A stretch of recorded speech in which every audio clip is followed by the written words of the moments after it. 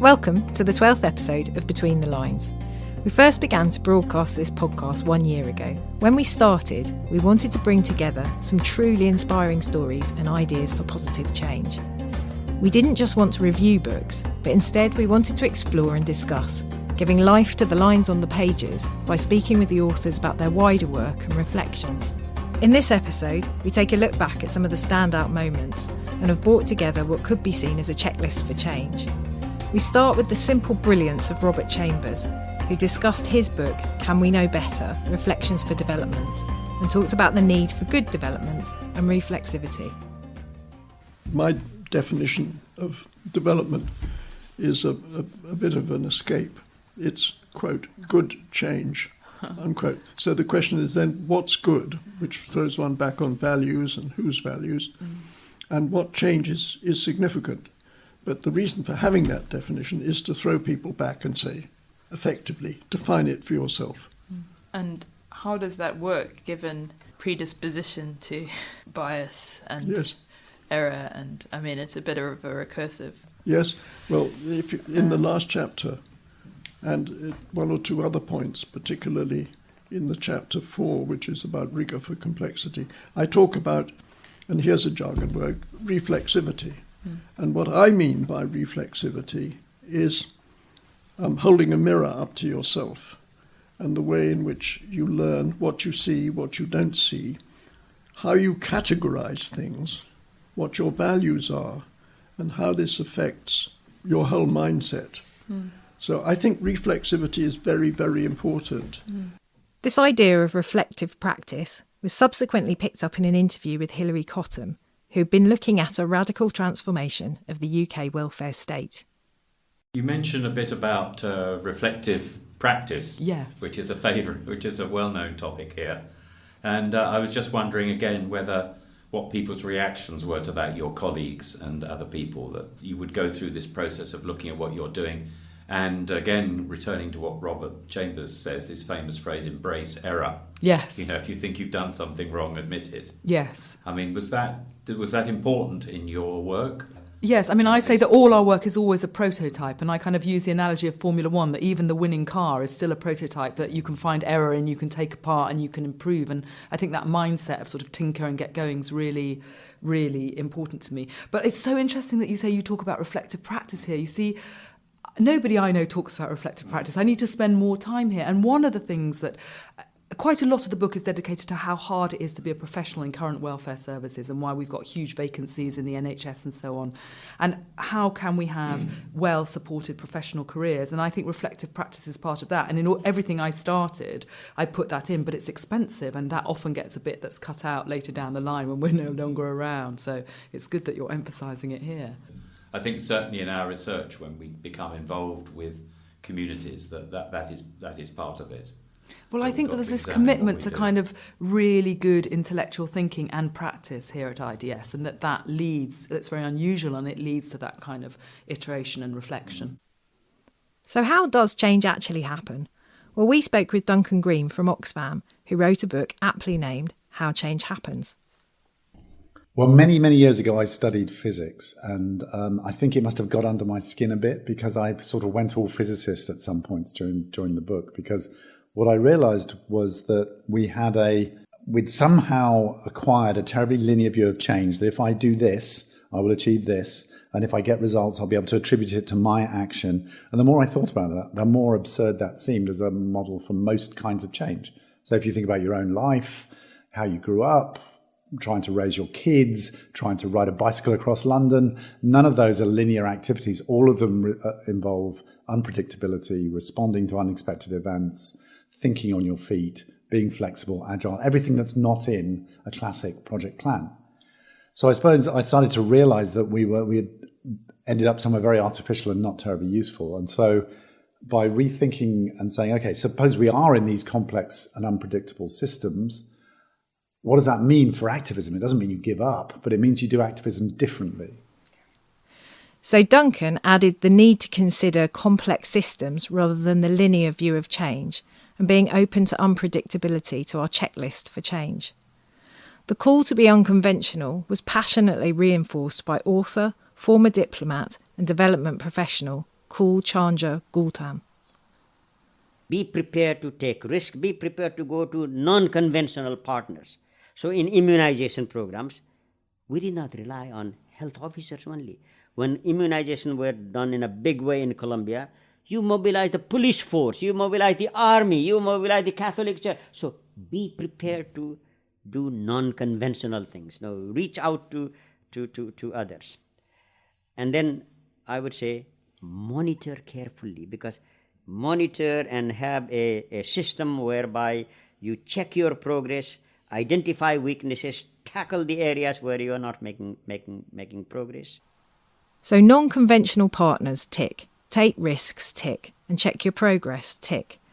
But we also need to consider where things overlap. Researcher Professor Ian Scoones talked about his livelihoods work and adapting existing approaches to achieve the Sustainable Development Goals. Is actually the livelihoods approaches are sitting there ready for thinking about implementing the SDGs. They're integrated, there's analytical framework, there's an approach that, as you say, links pertinent and analytical questions that are political or have political dimensions to them with practical methods, and let's do it. Thinking about, in a livelihoods approach type of way, about implementing the SDGs, and it doesn't have to be rural. I mean, my book focuses on the rural dimension, but it could be in Brighton, it could be in Delhi, it could be in rural Zimbabwe. The same broad questions apply. So if we want to address the dual challenges of poverty and inequality, as well as environment and injustice, then we have to think in that integrated way. And sometimes it's quite useful to look back and learn from experience in the past, because actually reinventing the wheel from scratch is often a little bit tiring. And sometimes there are some good ideas there. It can be repurposed for the contemporary era. But so all the people out there thinking about the SDGs and their implementation, wherever you are, you can have a look at the book and see if whether this is a framework for moving the SDGs from the sort of rhetorical step to something that's practical and implementable on the ground. In order to understand these cross-cutting challenges, Professor Nicholas Stern talked about his co-authored book, How Lives Change. It was based on a study of a village in India that spanned 7 decades. He talked about the need for sustained approaches to better understand how people adapt and innovate. If you think of Sustainable Development Goals, we talk about employment, poverty, hunger, inequality, pollution, gender relations. I've gone through probably 8 or 9 of the SDGs, but of which there's 17. But if you want to understand how you can make a difference, you have to understand how lives change. You have to understand how people find ways out of poverty, how their willingness to take risks and their ability to spot opportunities is there, but they can be greatly enhanced if they get support through the health and the education and the credit markets and the backup employment schemes and so on. In understanding how lives change, Hilary Wainwright spoke about the need to learn from people's capacity and skills in achieving social justice. When somebody enters a factory, they leave their rights and their citizenship behind almost. I mean, okay, trade unions have been key in resisting that total oppression. But still, it's not a democracy at most factories. And it seemed to me there's always going to be a contradiction between the goals of social democracy, which is social justice, and the economic environment in which social democratic governments and parties work. And obviously that's got worse with the increasing monopolisation and sort of gigantism of corporations, which have increasingly captured state institutions. So I felt you can't achieve any kind of real social justice unless you change the economy. How do you do that? It seemed from just experience that you've got to start from from the people that are suffering, that are subject of injustice in the economy, and start from their organisation and learn from their capacity. So I'd witnessed a lot of experiences of workers actually using their trade union strength to develop alternatives, using their skills, whether in the private sector, their technological design and engineering skills, or in the public sector, their knowledge of care, of providing good services, which is often suppressed in the way the state is organised. Citizen voice came up regularly in our conversations. When IDS researcher Patta Scott-Villiers discussed her work on food riots, she talked about the strength and agency that people can have when speaking to power. Food riots and food protests and the associated protests about provisions, the provisions of the basics of allowing people to make their contribution to society are absolutely fundamental to most of the people in most of the world. And it's these moments of voice, it's these moments of political power, which are, perhaps it's not, I shouldn't say moments, because the power and the voice come out at that point, and they're picked up and amplified, and sort of things are done with that voice by media. But actually what's happening is a political relationship that's going on all the time between ordinary people and those who have the power to, have policies of redistribution and recognition and so on. So it's a crucial development issue to understand. This is not about technical advice to policymakers. This is about the people saying, don't forget us, we are really important, we are the citizens of this state. Maya Unitan, a researcher at the University of Sussex, expanded this point further to discuss power and rights and how it links to justice. Okay, yes. Well, actually reimagining rights is that subtitle is actually linked to the core argument that I make in the book. Which is really, to make a case for a more inclusive approach to reproductive rights, which accounts for sort of diverse senses of entitlement and moral claims on the reproductive body. And really it speaks to the questions really of how and whose rights are to be delivered, and in what way, how are they going to be realized. And really this is, every time it came back to me that the presence of rights upholding kind of institutions and laws do not in themselves deliver rights. They don't deliver reproductive justice. So the central focus on that was really the core concern on the ground, wasn't it? Justice. Absolutely. And it is, and as one of the respondents seeking sort of compensation through the family courts for domestic violence told me, they said, well, rights have arrived, rights have come, adhikar aa gaya hai, but justice has not. Yes. Nyay has not come. And that really got me thinking about this relationship between rights and justice. Which I think is so important.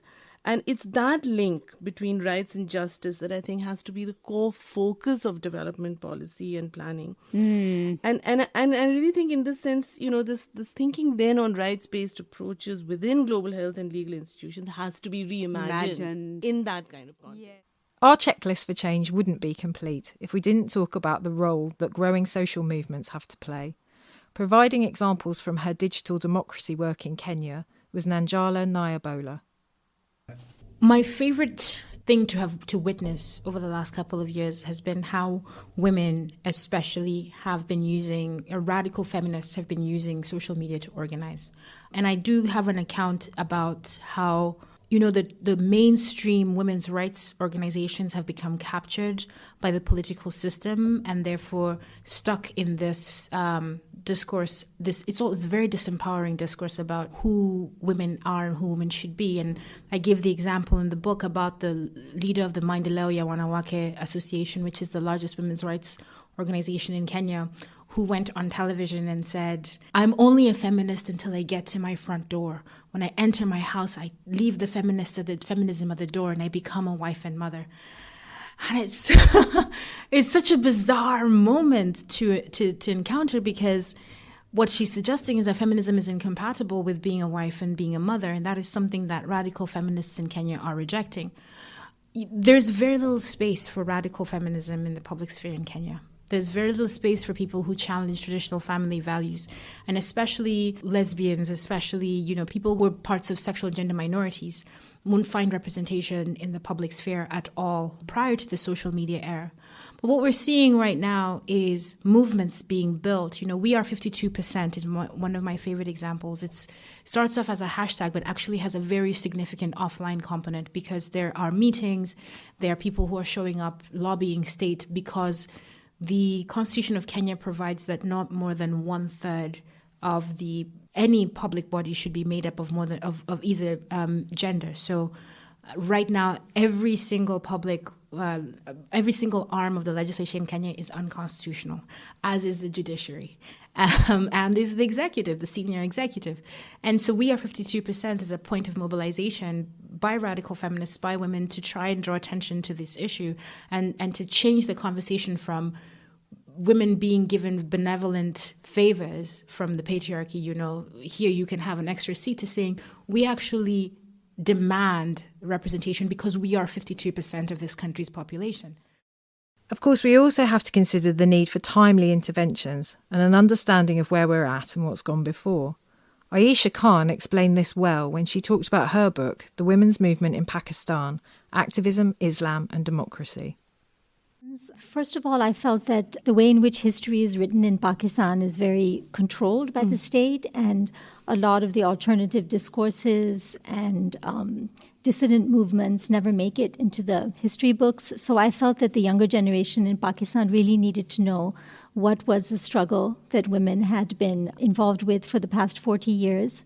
I also felt it was time to take stock of accomplishments and obstacles that we had faced, because initially we were discouraged that we couldn't reverse some of the damage that had been done during Zia's Islamization. But I think that now, if we take a long view of it, we can see that there have been some important breakthroughs, like women's entry into politics.